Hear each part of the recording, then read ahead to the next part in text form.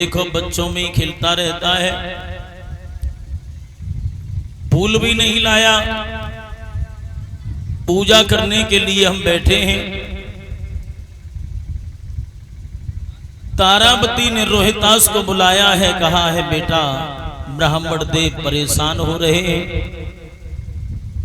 बगिया में चले जाओ, थोड़े से फूल ले आओ। इधर तो रोहितास बगिया के लिए चला है, लेकिन देखिए विधि का विधान।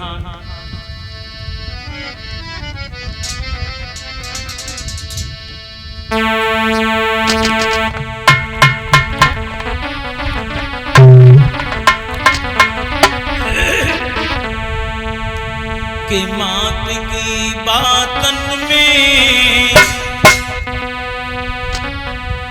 लडलिया आतन में कुमर चलो है रोहितास मात की।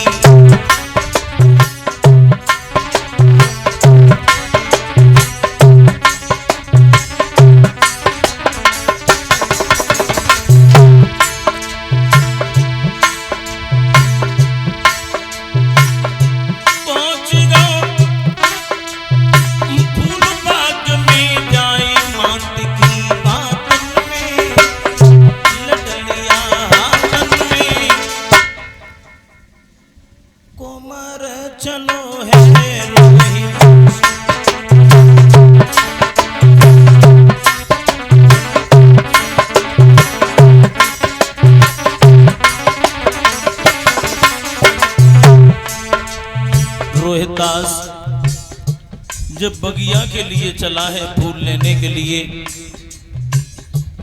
विश्वामित्र ने जैसे ही देखा तो विश्वामित्र कहने लगे चलो रोहितास चलो, हम भी आ रहे हैं और हमने ये कसम खाई है कि मैंने भी अगर तुम्हें धर्म से नहीं डिगा दिया तब तक हम सुख से नहीं बैठे। सर्प बन गए, एक फूल में छुप गए जाकर।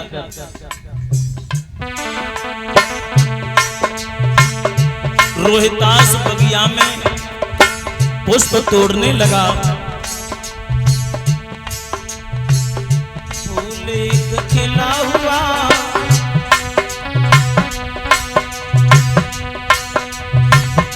तब सिर छुपा हुआ,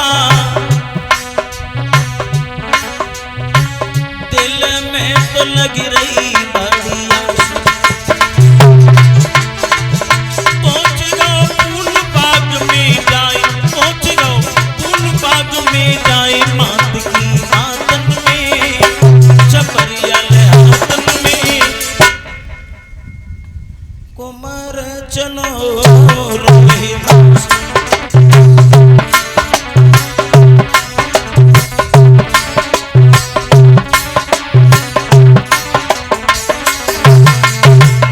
रोहितास ने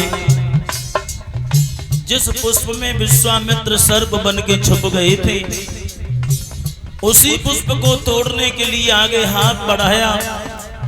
हुआ क्या?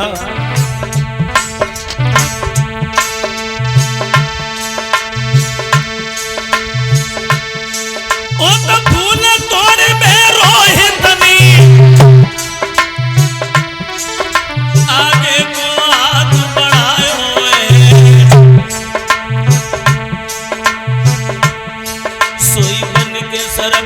विश्वामित्र ने बई उंगली में डस खाओ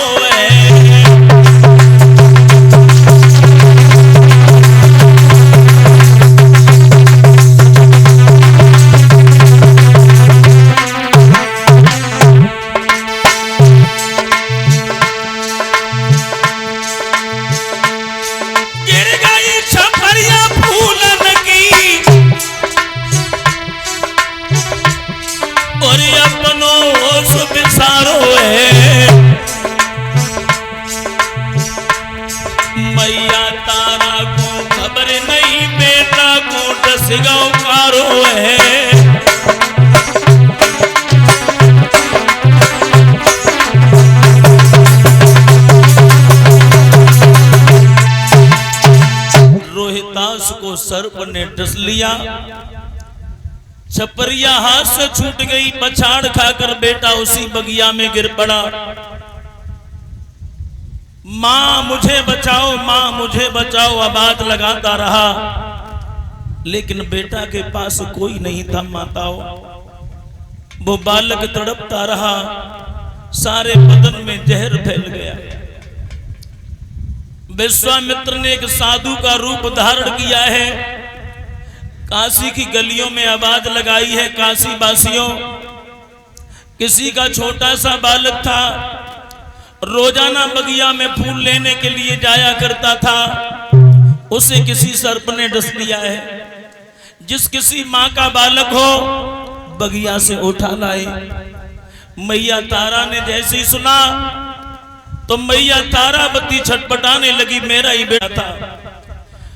भोजन बना रही थी, दौड़ के ब्राह्मण के पास में पहुंची, ब्राह्मण दे, मेरे बेटा को सर्प ने डस लिया है, आज्ञा दे दो जो मैं बगिया से अपने बेटा को उठा लाऊं।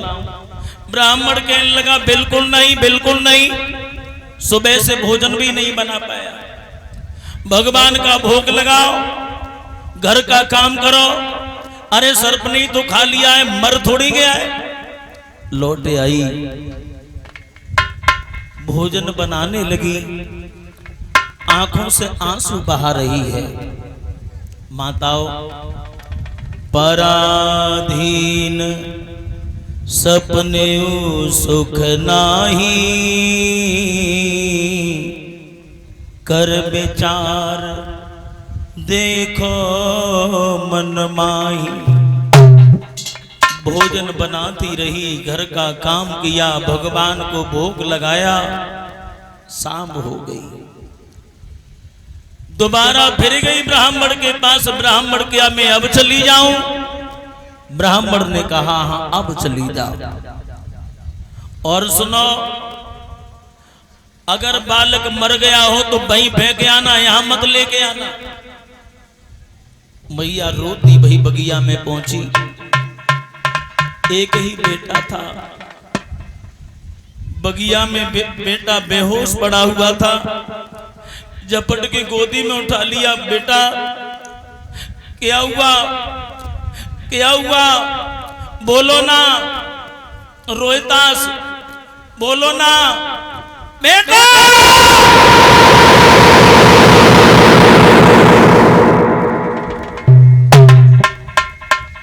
रोहितास ने आंखें खोल दी, मैया मुझे सर्प डस के चला गया है, मैया मेरे सारे बदन में जहर फैल गया है, मैया मैं बच नहीं पाऊंगा। लीनो जन्म सो मरत है, कछु धीर दिल में दीजिए,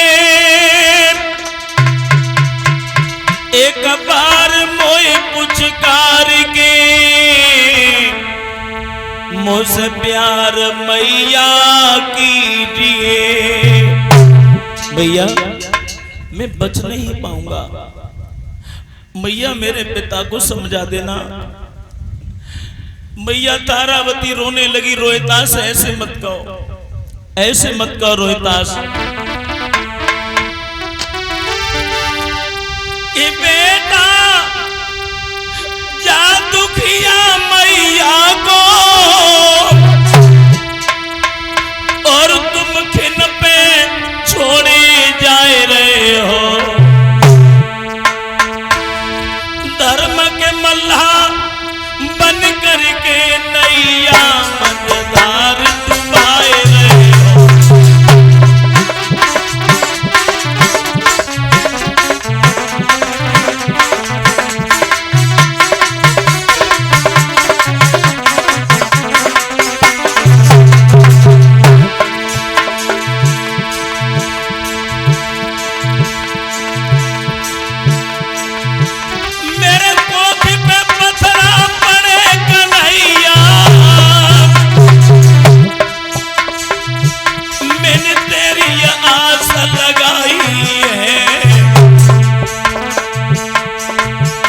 निक मुख से बोलो रोहिता से, अरे तेरी रही मातारी है।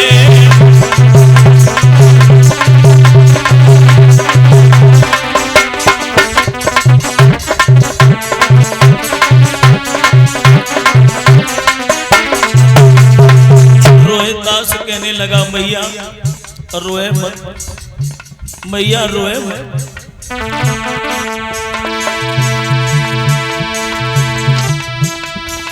दुख सुख की जो कहे मात सो कहले,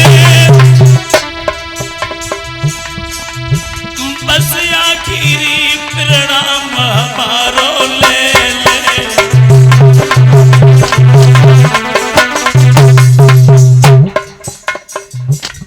भैया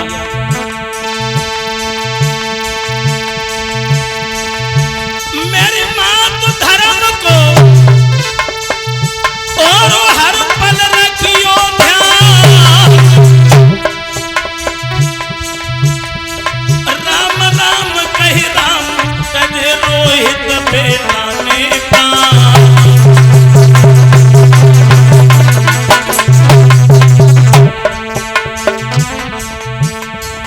मैया रोबत रही गई बगिया से जब सुअना उड़ गयो है।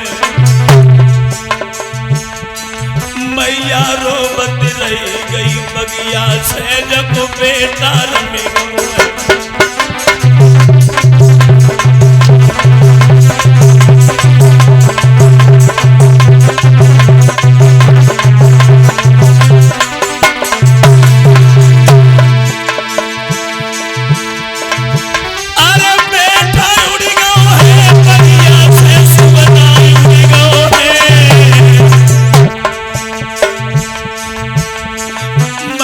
भटकत रही गई पागन से जब बेटा रमी गयो है।